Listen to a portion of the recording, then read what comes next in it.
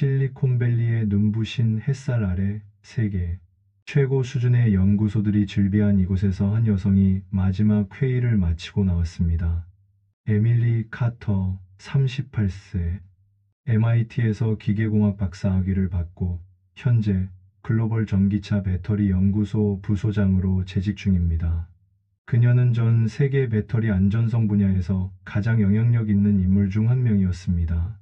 그런데 이 완벽해 보이는 커리어를 가진 여성에게 예상치 못한 도전이 찾아왔습니다. 바로 한국이라는 나라였습니다. 지금까지 그녀가 알고 있던 기술 패권의 지도에서 한국은 그저 일본과 미국을 따라가는 추격자에 불과했습니다. 하지만 2025년 그녀가 UN 지속가능 모빌리티 포럼에서 한국 전기차 실태 조사 미션을 맡게 되면서 그 모든 인식이 뒤바뀌게 됩니다.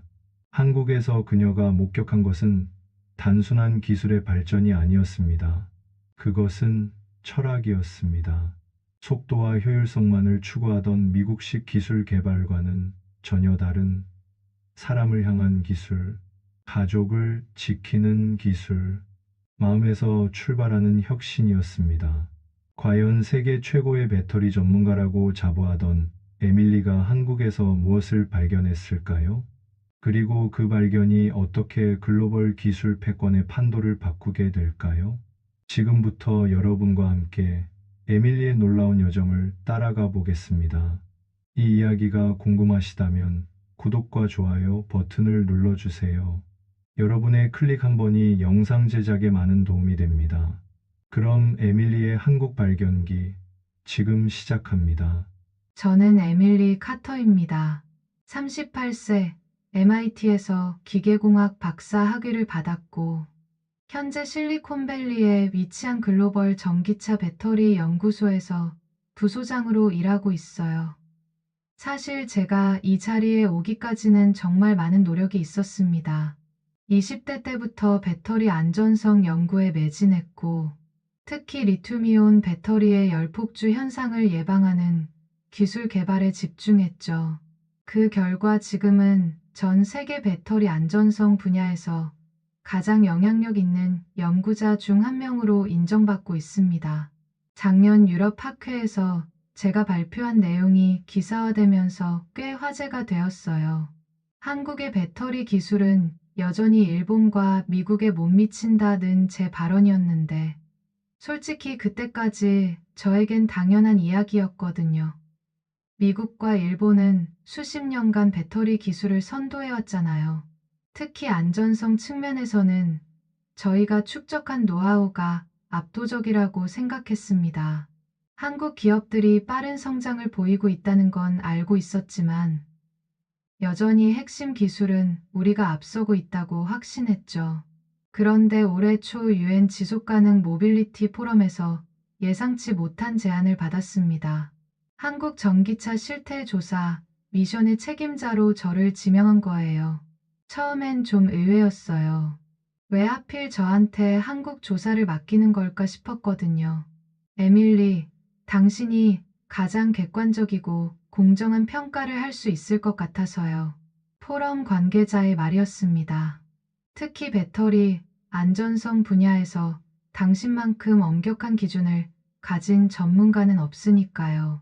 그렇게 해서 저는 한국행을 결정했어요.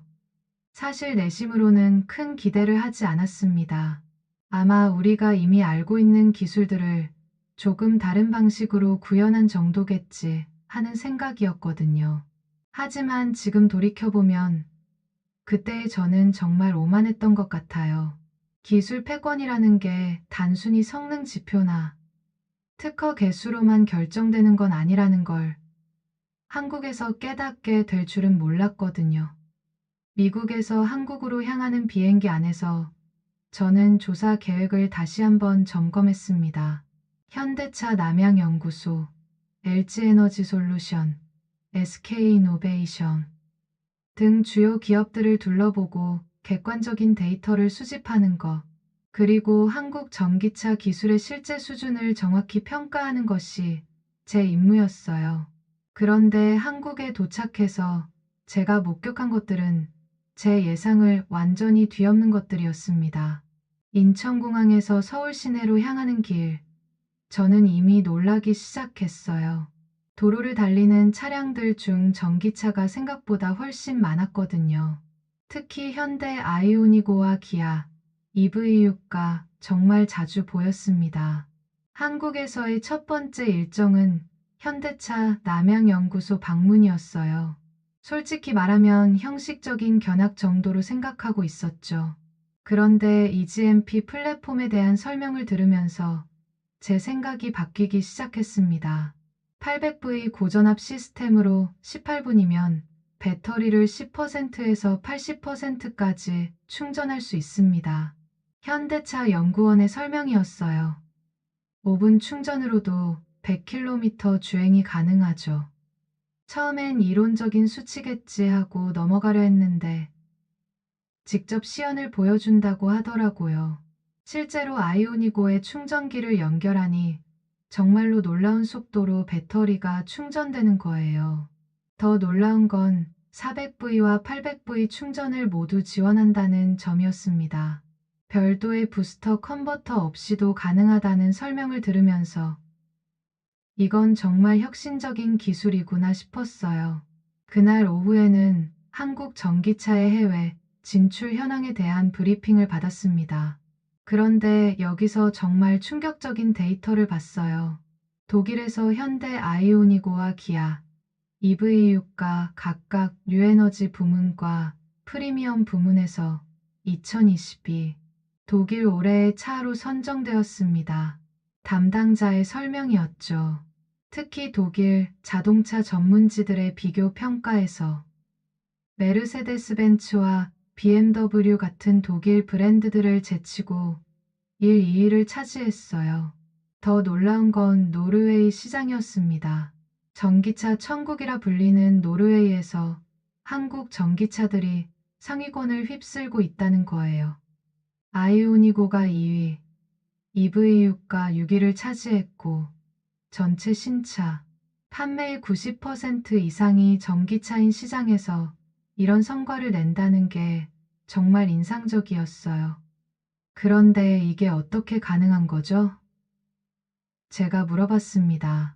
테슬라나 독일 브랜드들과 비교해서 한국 전기차의 차별점이 뭔가요? 단순히 성능만의 문제가 아닙니다. 브리핑 담당자가 답했어요. 한국 전기차는 기술적 우수성뿐만 아니라 사용자, 경험 전반을 고려한 설계 철학이 다르거든요. 그때까지만 해도 저는 마케팅 멘트 정도로 받아들였어요. 하지만 다음 날 받은 또 다른 데이터는 더욱 충격적이었습니다. 2035년 유럽 내연기관 금지 정책에 대응하는 각국의 전략을 분석한 자료였는데 한국이 가장 완벽하게 준비되어 있다는 내용이었어요. 일본은 여전히 하이브리드에 집중하고 있고 미국도 주마다 정책이 다르지만 한국은 이미 전기차 전용 플랫폼과 배터리 기술, 충전 인프라까지 완벽한 생태계를 구축했다는 거죠. 그날 밤 호텔에서 자료들을 정리하면서 저는 뭔가 놓치고 있는 게 있다는 느낌이 들었어요. 단순히 기술 스펙이나 시장 점유율의 문제가 아니라 더 근본적인 차이가 있는 것 같았거든요. 그 답을 찾기 위해 다음 날부터는 좀 더 자세히 한국 전기차들을 들여다보기로 했습니다. 한국에서의 세 번째 날, 기아 자율주행차 시승 기회를 얻었습니다. 솔직히 자율주행 기술에 대해서는 테슬라나 웨이모가 훨씬 앞서 있다고 생각했거든요. 그래서 큰 기대 없이 시승에 임했어요. 그런데 차에 타자마자 느낌이 달랐습니다. 안전 우선 모드를 켜시겠습니까? 라는 메시지가 떴어요. 기아 연구원이 설명해 주더라고요. 저희는 자율주행을 단순히 운전자를 대신하는 기술로 보지 않습니다. 오히려 운전자와 승객, 그리고 보행자의 안전을 극대화하는 기술로 접근하고 있어요. 시승이 시작되자 정말 놀라운 경험을 했습니다. 차량이 보행자를 인식하는 속도와 정확도가 예상보다 훨씬 뛰어났어요. 더 인상적인 건 위험 상황에 대한 대응 방식이었습니다. 갑자기 앞에서 어린아이가 뛰어나오는 상황이 연출되었는데 차량이 단순히 브레이크만 밟는 게 아니라 주변 상황을 종합적으로 판단해서 가장 안전한 방향으로 회피했어요. 동시에 다른 차량들에게도 위험 신호를 보내더라고요.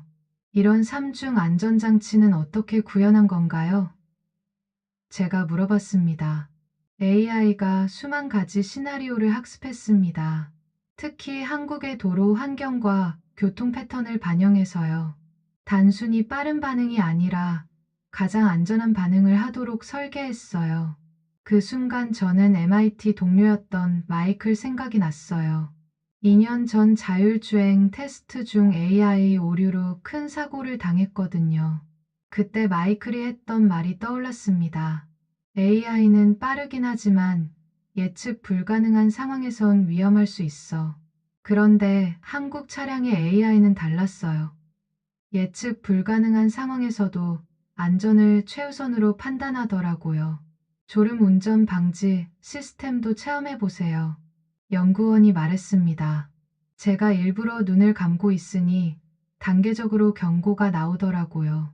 처음엔 부드러운 진동, 그 다음엔 음성 경고, 마지막엔 안전한 곳에 자동으로 정차했어요. 만약 운전자가 의식을 잃는다면요. 응급 상황 모드로 전환됩니다. 자동으로 119에 신고하고 가장 가까운 병원으로 향해요. 동시에 가족에게도 연락이 갑니다. 이런 기능들을 보면서 저는 한국 기술자들의 접근 방식이 확실히 다르다는 걸 깨달았어요. 미국에서는 보통 기술의 성능과 효율성에 집중하잖아요. 얼마나 빠르게, 얼마나 정확하게. 하지만 한국에서는 그 기술이 사람에게 어떤 영향을 미칠지를 먼저 고려하는 것 같았어요. 특히 안전에 대한 철학이 확실히 달랐습니다. 시승을 마치고 연구소 내부를 둘러보는데 벽면에 붙어 있는 슬로건이 눈에 띄었어요. 기술은 사람을 위해 존재한다. 그 순간 저는 뭔가 중요한 걸 깨닫기 시작했습니다. 한국의 기술 경쟁력은 단순히 성능 지표로 측정할 수 있는 게 아니었어요. 그들만의 독특한 철학이 있었던 거죠. 네 번째 날, 현대 디자인 센터를 방문했습니다.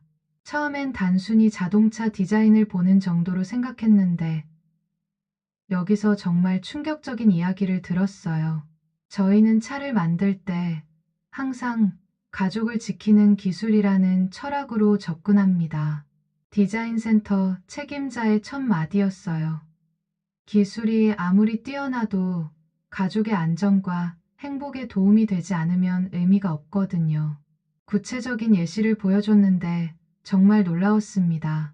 뒷좌석에서 아이가 잠들어 있을 때 문을 열면 자동으로 소음이 최소화되는 기능이 있더라고요. 문이 천천히 열리고 실내등도 서서히 밝아져요. 이런 세세한 부분까지 신경 쓰는 이유가 뭔가요? 부모라면 누구나 공감할 거예요. 아이가 겨우 잠들었는데 문 여는 소리에 깨우고 싶지 않잖아요.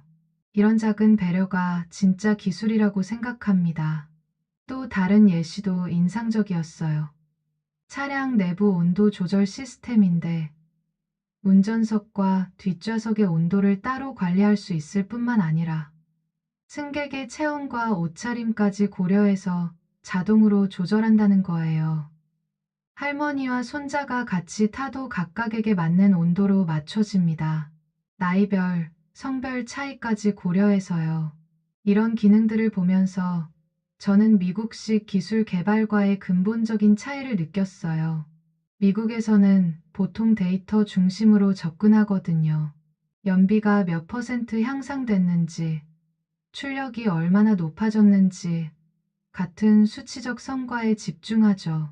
그런데 한국에서는 숫자로 측정하기 어려운 가치들을 중요하게 여기는 것 같았어요.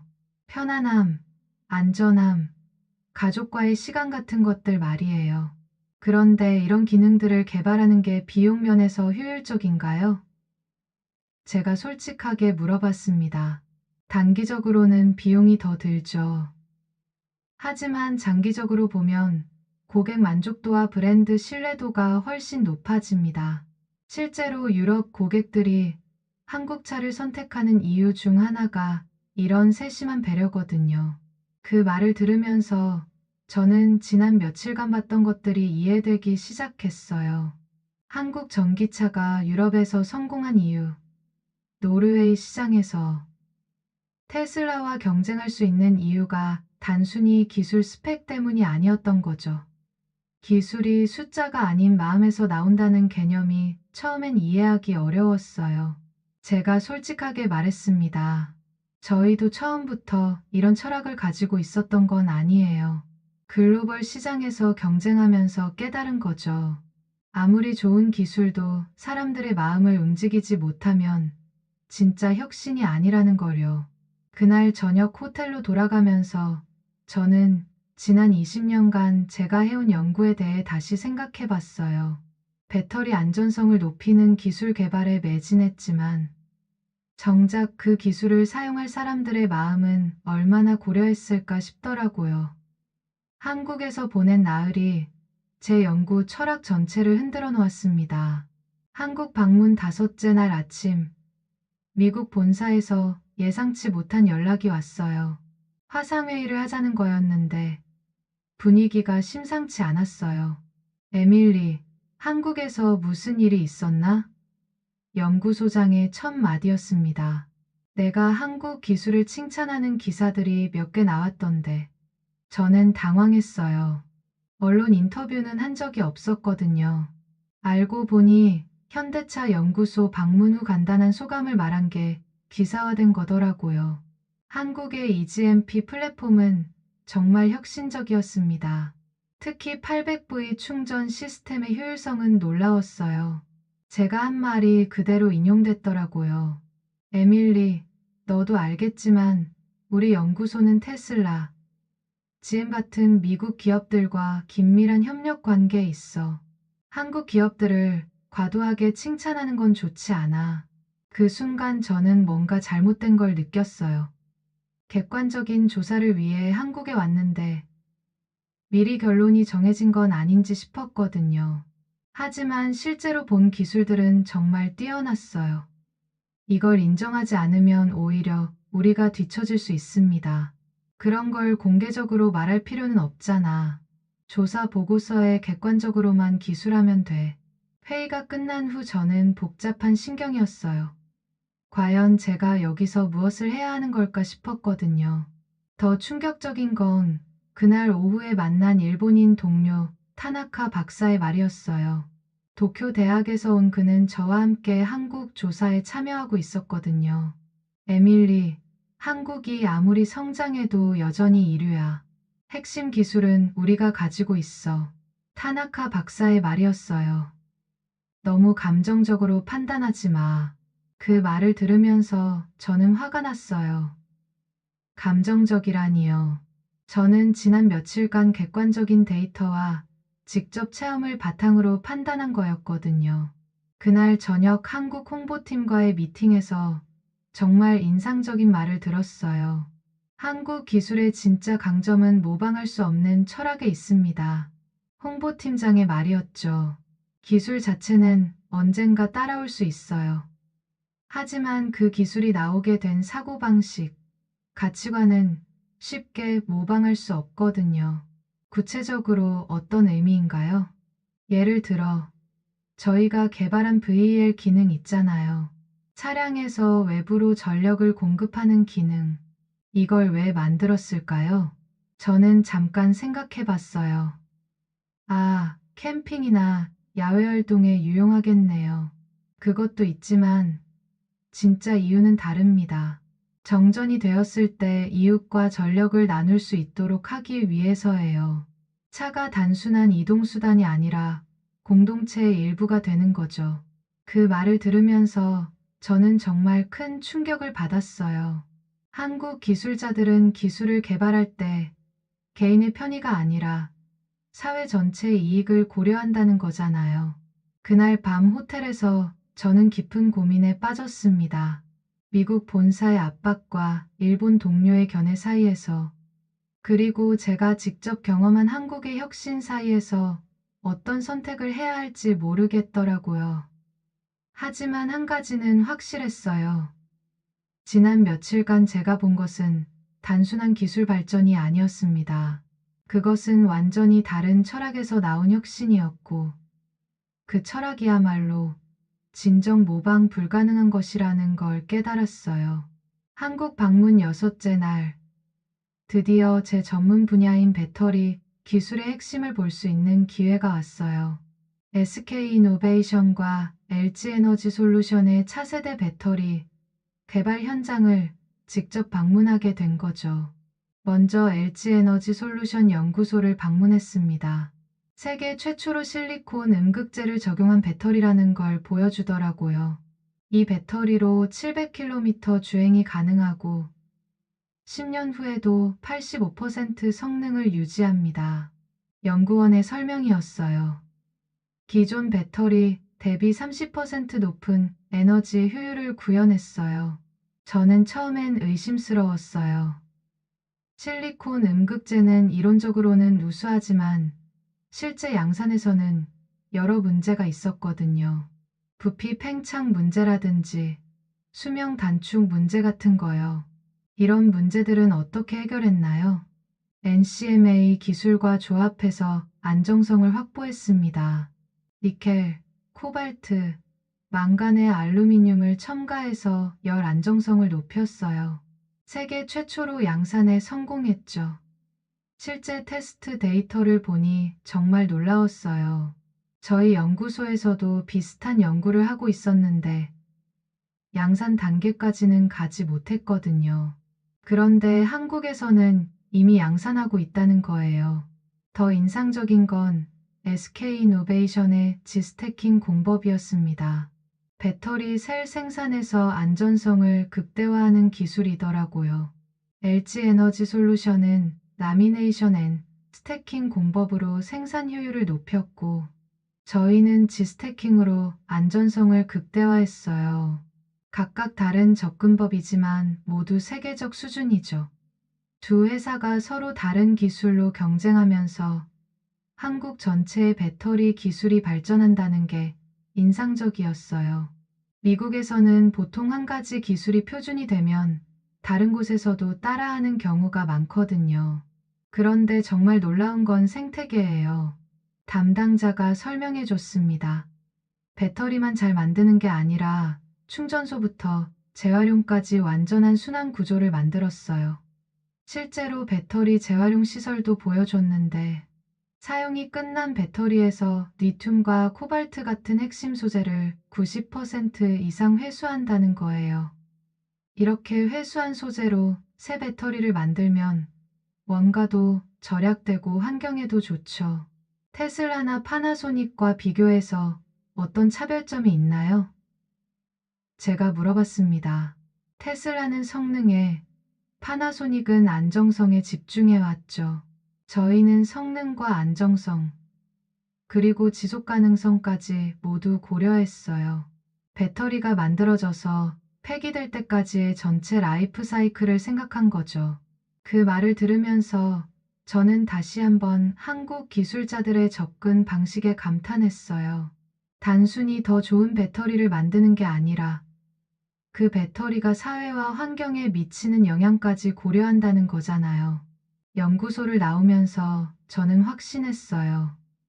한국의 배터리 기술은 이미 세계 최고 수준이고 어떤 면에서는 미국이나 일본을 앞서고 있다는 거려.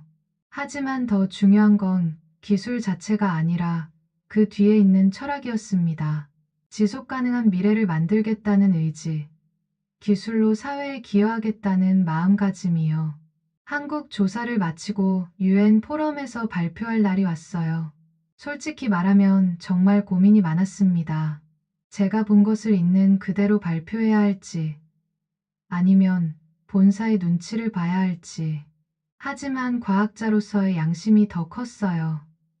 제가 경험한 것들을 정확히 전달하는 게 맞다고 생각했거든요.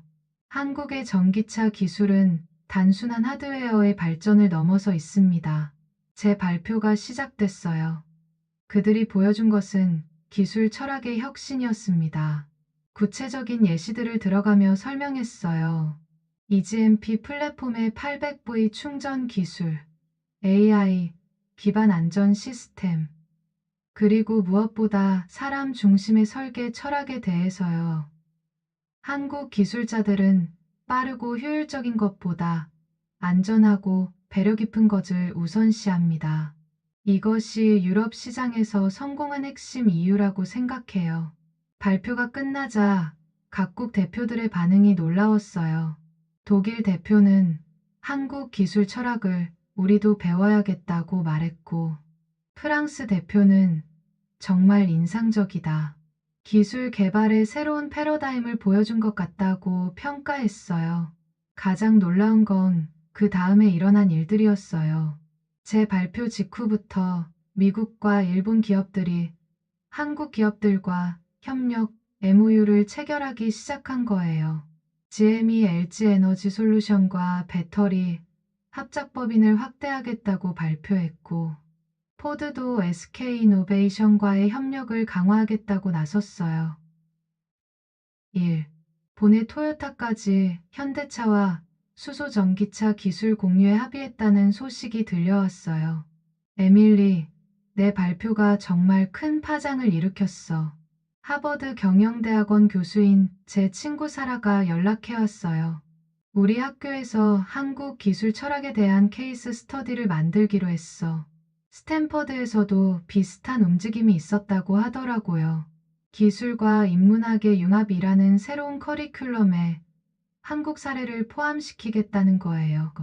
그런데 더 의미 있는 변화는 경쟁에서 협력으로의 패러다임 전환이었어요.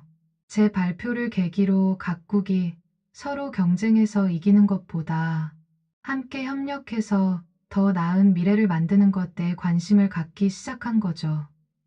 한국이 보여준 건 기술, 경쟁의 새로운 룰이야. 유럽연합 대표가 저에게 말했어요. 기술 자체의 우수성보다 그 기술이 인류에게 어떤 가치를 주는지가 더 중요하다는 걸 깨달았어. 2035년 유럽 내연기관 금지 정책 대응에서도 한국 모델이 주목받기 시작했어요.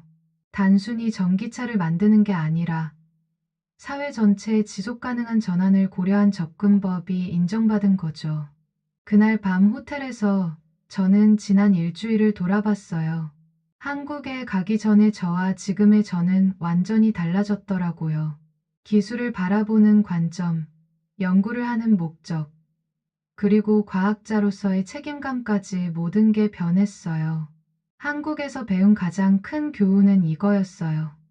진정한 혁신은 기술 자체에서 나오는 게 아니라 그 기술을 만드는 사람들의 마음과 철학에서 나온다는 것.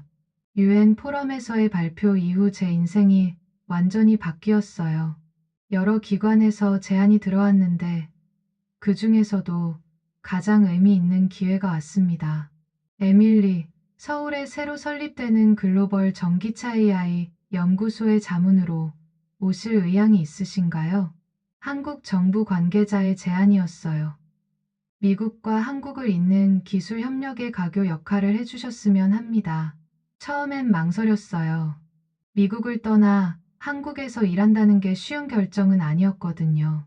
하지만 한국에서 경험한 것들을 생각하면 이보다 의미 있는 일은 없을 것 같았어요. 결국 저는 MIT와 한국 대학들 간의 공동연구 프로그램을 기획하는 역할을 맡기로 했습니다. 양쪽의 강점을 결합해서 더 나은 기술을 만들어 보자는 거였죠. 첫 번째 프로젝트는 차세대 안전 배터리 기술이었어요.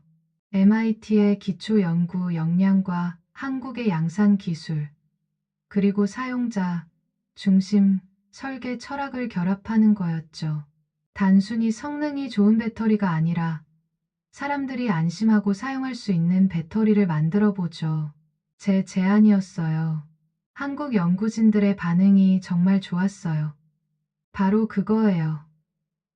기술은 사람을 위해 존재해야 한다는 철학 말이에요. 프로젝트를 진행하면서 저는 정말 많은 걸 배웠어요. 한국 연구자들의 협업 방식, 문제 해결 접근법, 그리고 무엇보다 연구에 임하는 자세가 인상적이었거든요. 에밀리, 미국에서는 개인의 성과를 중시하는 것 같은데, 여기서는 팀 전체의 성과를 더 중요하게 여기는군요. MIT에서 온 연구원이 말했어요. 맞아요. 그래서 더 창의적인 아이디어가 나오는 것 같아요. 서로 경쟁하는 게 아니라 함께 더 나은 결과를 만들려고 하니까요. 6개월 후, 저희 공동 연구팀은 세계 최초로 감정 인식 배터리 관리 시스템을 개발했어요. 운전자의 스트레스 수준을 감지해서 배터리 출력을 조절하고 위험 상황에서는 자동으로 안전 모드로 전환하는 기술이었죠. 이런 기술이 가능한 건 한국의 사람 중심 철학 때문이에요. 제가 기자회견에서 말했습니다. 기술이 단순히 효율적인 게 아니라 인간적이어야 한다는 관점에서 나온 혁신이죠. 이 기술은 전 세계적으로 큰 관심을 받았어요. 무엇보다 속도와 효율을 넘어 사람을 향한 기술이 진짜 미래라는 메시지가 많은 사람들에게 울림을 줬다고 해요. 1년이 지난 지금 저는 서울에서 미국과 한국을 잇는 기술 협력의 가교 역할을 하고 있어요. 그리고 전 세계 연구자들에게 철학 중심 혁신의 중요성을 알리는 전도사 역할도 하고 있고요. 최근에는 유럽, 일본, 심지어 중국에서도 비슷한 철학을 도입하기 시작했어요. 기술 개발에서 경쟁보다는 협력을, 효율보다는 가치를 중시하는 방향으로요. 에밀리, 당신이 한국에서 발견한 것은 기술의 미래가 아니라 인류의 미래인 것 같아요. 독일에서 온 연구자가 저에게 말했어요. 그 말을 들으면서 저는 정말 뿌듯했어요. 한국에서 배운 것들이 전 세계로 퍼져나가고 있다는 걸 실감했거든요. 지금 돌이켜보면 1년 전 한국에 조사차 왔던 저와 지금의 저는 완전히 다른 사람이에요. 그때는 기술을 성능과 효율의 관점에서만 봤다면 지금은 기술이 사람과 사회에 미치는 영향을 먼저 생각해요. 그리고 가장 중요한 건 진정한 혁신은 혼자서 이루는 게 아니라 서로 다른 문화와 철학이 만나 협력할 때 나온다는 걸 깨달았다는 거예요. 한국에서 시작된 이 작은 변화가 언젠가는 전 세계 기술 발전의 새로운 패러다임이 되기를 바라요. 기술이 기술을 위해서가 아니라 정말로 사람을 위해서 존재하는 그런 세상 말이에요. 에밀리 카터의 이야기는 여기서 끝나지 않습니다. 그녀가 한국에서 발견한 사람 중심 기술 철학은 이제 전 세계로 퍼져나가고 있어요. 미국 실리콘밸리의 여러 기업들이 한국의 접근법을 벤치마킹하기 시작했고, 유럽의 대학들은 기술과 인문학을 융합한 새로운 커리큘럼을 만들고 있습니다. 일본의 전통적인 제조업체들도 효율성과 함께 인간성을 고려한 제품 개발에 나서고 있어요. 무엇보다 중요한 변화는 경쟁에서 협력으로의 패러다임 전환입니다. 각국이 기술로 서로를 이기려 하기보다는 함께 더 나은 미래를 만들어가려는 방향으로 움직이고 있거든요. 에밀리는 지금도 서울에서 전 세계 연구자들과 함께 일하고 있습니다. 그녀의 목표는 단순해요. 기술이 진정으로 사람을 행복하게 만드는 세상을 만드는 것. 한국에서 배운 가장 큰 교훈은 이거예요. 에밀리가 최근 강연에서 한 말입니다. 기술의 진정한 가치는 그것이 얼마나 빠르고 효율적인가가 아니라 얼마나 많은 사람들을 웃게 만들 수 있는가에 있다는 것. 한국에서 시작된 작은 변화가 이제 전 세계를 바꿔가고 있습니다. 그리고 그 변화의 중심에는 기술을 바라보는 따뜻한 시선이 있어요. 여러분도 혹시 기술을 대할 때 한 번쯤은 물어보세요. 이 기술이 누군가를 더 행복하게 만들 수 있을까? 그 질문에서부터 진정한 혁신이 시작될 거예요. 한국 방문 6째 날. 드디어 제 전문 분야인 배터리 기술의 핵심을 볼 수 있는 기회가 왔어요. SK이노베이션과 LG에너지솔루션의 차세대 배터리 개발 현장을 직접 방문하게 된 거죠. 먼저 LG에너지솔루션 연구소를 방문했습니다. 세계 최초로 실리콘 음극재를 적용한 배터리라는 걸 보여주더라고요. 이 배터리로 700km 주행이 가능하고 10년 후에도 85% 성능을 유지합니다. 연구원의 설명이었어요. 기존 배터리 대비 30% 높은 에너지 효율을 구현했어요. 저는 처음엔 의심스러웠어요. 실리콘 음극재는 이론적으로는 우수하지만 실제 양산에서는 여러 문제가 있었거든요. 부피 팽창 문제라든지 수명 단축 문제 같은 거요. 이런 문제들은 어떻게 해결했나요? NCMA 기술과 조합해서 안정성을 확보했습니다. 니켈, 코발트, 망간에 알루미늄을 첨가해서 열 안정성을 높였어요. 세계 최초로 양산에 성공했죠.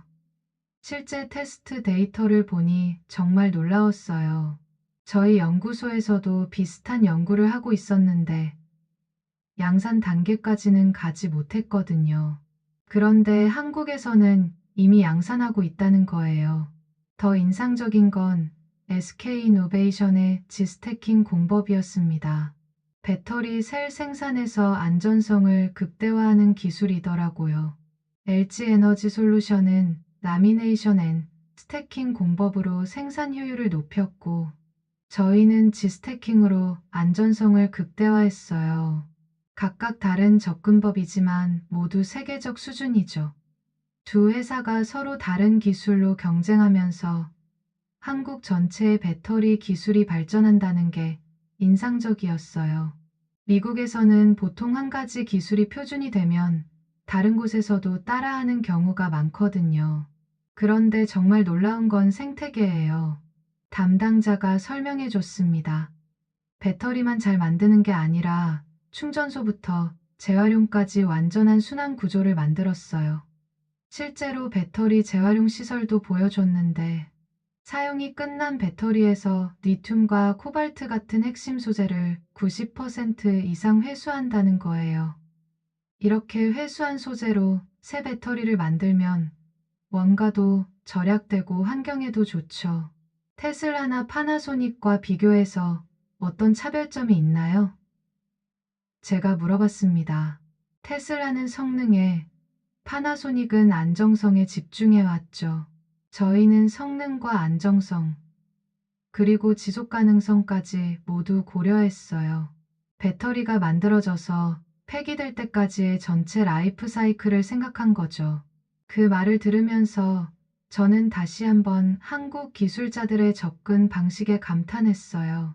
단순히 더 좋은 배터리를 만드는 게 아니라 그 배터리가 사회와 환경에 미치는 영향까지 고려한다는 거잖아요. 연구소를 나오면서 저는 확신했어요. 한국의 배터리 기술은 이미 세계 최고 수준이고 어떤 면에서는 미국이나 일본을 앞서고 있다는 거려. 하지만 더 중요한 건 기술 자체가 아니라 그 뒤에 있는 철학이었습니다. 지속 가능한 미래를 만들겠다는 의지, 기술로 사회에 기여하겠다는 마음가짐이요. 한국 조사를 마치고 UN 포럼에서 발표할 날이 왔어요. 솔직히 말하면 정말 고민이 많았습니다. 제가 본 것을 있는 그대로 발표해야 할지, 아니면 본사의 눈치를 봐야 할지. 하지만 과학자로서의 양심이 더 컸어요. 제가 경험한 것들을 정확히 전달하는 게 맞다고 생각했거든요. 한국의 전기차 기술은 단순한 하드웨어의 발전을 넘어서 있습니다. 제 발표가 시작됐어요. 그들이 보여준 것은 기술 철학의 혁신이었습니다. 구체적인 예시들을 들어가며 설명했어요. EGMP 플랫폼의 800V 충전 기술, AI, 기반 안전 시스템, 그리고 무엇보다 사람 중심의 설계 철학에 대해서요. 한국 기술자들은 빠르고 효율적인 것보다 안전하고 배려 깊은 것을 우선시합니다. 이것이 유럽 시장에서 성공한 핵심 이유라고 생각해요. 발표가 끝나자 각국 대표들의 반응이 놀라웠어요. 독일 대표는 한국 기술 철학을 우리도 배워야겠다고 말했고, 프랑스 대표는 정말 인상적이다. 기술 개발의 새로운 패러다임을 보여준 것 같다고 평가했어요. 가장 놀라운 건 그 다음에 일어난 일들이었어요. 제 발표 직후부터 미국과 일본 기업들이 한국 기업들과 협력 MOU를 체결하기 시작한 거예요. GM이 LG 에너지 솔루션과 배터리 합작법인을 확대하겠다고 발표했고, 포드도 SK 이노베이션과의 협력을 강화하겠다고 나섰어요. 1. 본해 토요타까지 현대차와 수소 전기차 기술 공유에 합의했다는 소식이 들려왔어요. 에밀리, 내 발표가 정말 큰 파장을 일으켰어. 하버드 경영대학원 교수인 제 친구 사라가 연락해왔어요. 우리 학교에서 한국 기술 철학에 대한 케이스 스터디를 만들기로 했어. 스탠퍼드에서도 비슷한 움직임이 있었다고 하더라고요. 기술과 인문학의 융합이라는 새로운 커리큘럼에 한국 사례를 포함시키겠다는 거예요. 그런데 더 의미 있는 변화는 경쟁에서 협력으로의 패러다임 전환이었어요. 제 발표를 계기로 각국이 서로 경쟁해서 이기는 것보다 함께 협력해서 더 나은 미래를 만드는 것에 관심을 갖기 시작한 거죠. 한국이 보여준 건 기술, 경쟁의 새로운 룰이야. 유럽연합 대표가 저에게 말했어요. 기술 자체의 우수성보다 그 기술이 인류에게 어떤 가치를 주는지가 더 중요하다는 걸 깨달았어. 2035년 유럽 내연기관 금지 정책 대응에서도 한국 모델이 주목받기 시작했어요. 단순히 전기차를 만드는 게 아니라 사회 전체의 지속 가능한 전환을 고려한 접근법이 인정받은 거죠. 그날 밤 호텔에서 저는 지난 일주일을 돌아봤어요. 한국에 가기 전에 저와 지금의 저는 완전히 달라졌더라고요. 기술을 바라보는 관점, 연구를 하는 목적, 그리고 과학자로서의 책임감까지 모든 게 변했어요. 한국에서 배운 가장 큰 교훈은 이거였어요. 진정한 혁신은 기술 자체에서 나오는 게 아니라 그 기술을 만드는 사람들의 마음과 철학에서 나온다는 것. UN 포럼에서의 발표 이후 제 인생이 완전히 바뀌었어요. 여러 기관에서 제안이 들어왔는데 그 중에서도 가장 의미 있는 기회가 왔습니다. 에밀리, 서울에 새로 설립되는 글로벌 전기차 AI 연구소의 자문으로 오실 의향이 있으신가요? 한국 정부 관계자의 제안이었어요. 미국과 한국을 잇는 기술 협력의 가교 역할을 해주셨으면 합니다. 처음엔 망설였어요. 미국을 떠나 한국에서 일한다는 게 쉬운 결정은 아니었거든요. 하지만 한국에서 경험한 것들을 생각하면 이보다 의미 있는 일은 없을 것 같았어요. 결국 저는 MIT와 한국 대학들 간의 공동연구 프로그램을 기획하는 역할을 맡기로 했습니다. 양쪽의 강점을 결합해서 더 나은 기술을 만들어 보자는 거였죠. 첫 번째 프로젝트는 차세대 안전 배터리 기술이었어요. MIT의 기초 연구 역량과 한국의 양산 기술, 그리고 사용자 중심 설계 철학을 결합하는 거였죠. 단순히 성능이 좋은 배터리가 아니라 사람들이 안심하고 사용할 수 있는 배터리를 만들어 보죠. 제 제안이었어요. 한국 연구진들의 반응이 정말 좋았어요. 바로 그거예요. 기술은 사람을 위해 존재해야 한다는 철학 말이에요. 프로젝트를 진행하면서 저는 정말 많은 걸 배웠어요. 한국 연구자들의 협업 방식, 문제 해결 접근법, 그리고 무엇보다 연구에 임하는 자세가 인상적이었거든요. 에밀리, 미국에서는 개인의 성과를 중시하는 것 같은데 여기서는 팀 전체의 성과를 더 중요하게 여기는군요. MIT에서 온 연구원이 말했어요. 맞아요. 그래서 더 창의적인 아이디어가 나오는 것 같아요. 서로 경쟁하는 게 아니라 함께 더 나은 결과를 만들려고 하니까요. 6개월 후 저희 공동 연구팀은 세계 최초로 감정 인식 배터리 관리 시스템을 개발했어요. 운전자의 스트레스 수준을 감지해서 배터리 출력을 조절하고 위험 상황에서는 자동으로 안전 모드로 전환하는 기술이었죠. 이런 기술이 가능한 건 한국의 사람 중심 철학 때문이에요. 제가 기자회견에서 말했습니다. 기술이 단순히 효율적인 게 아니라 인간적이어야 한다는 관점에서 나온 혁신이죠. 이 기술은 전 세계적으로 큰 관심을 받았어요. 무엇보다 속도와 효율을 넘어 사람을 향한 기술이 진짜 미래라는 메시지가 많은 사람들에게 울림을 줬다고 해요. 1년이 지난 지금 저는 서울에서 미국과 한국을 잇는 기술 협력의 가교 역할을 하고 있어요. 그리고 전 세계 연구자들에게 철학 중심 혁신의 중요성을 알리는 전도사 역할도 하고 있고요. 최근에는 유럽, 일본, 심지어 중국에서도 비슷한 철학을 도입하기 시작했어요. 기술 개발에서 경쟁보다는 협력을, 효율보다는 가치를 중시하는 방향으로요. 에밀리, 당신이 한국에서 발견한 것은 기술의 미래가 아니라 인류의 미래인 것 같아요. 독일에서 온 연구자가 저에게 말했어요. 그 말을 들으면서 저는 정말 뿌듯했어요. 한국에서 배운 것들이 전 세계로 퍼져나가고 있다는 걸 실감했거든요. 지금 돌이켜보면 1년 전 한국에 조사차 왔던 저와 지금의 저는 완전히 다른 사람이에요. 그때는 기술을 성능과 효율의 관점에서만 봤다면 지금은 기술이 사람과 사회에 미치는 영향을 먼저 생각해요. 그리고 가장 중요한 건 진정한 혁신은 혼자서 이루는 게 아니라 서로 다른 문화와 철학이 만나 협력할 때 나온다는 걸 깨달았다는 거예요. 한국에서 시작된 이 작은 변화가 언젠가는 전 세계 기술 발전의 새로운 패러다임이 되기를 바라요. 기술이 기술을 위해서가 아니라 정말로 사람을 위해서 존재하는 그런 세상 말이에요. 에밀리 카터의 이야기는 여기서 끝나지 않습니다. 그녀가 한국에서 발견한 사람 중심 기술 철학은 이제 전 세계로 퍼져나가고 있어요. 미국 실리콘밸리의 여러 기업들이 한국의 접근법을 벤치마킹하기 시작했고, 유럽의 대학들은 기술과 인문학을 융합한 새로운 커리큘럼을 만들고 있습니다. 일본의 전통적인 제조업체들도 효율성과 함께 인간성을 고려한 제품 개발에 나서고 있어요.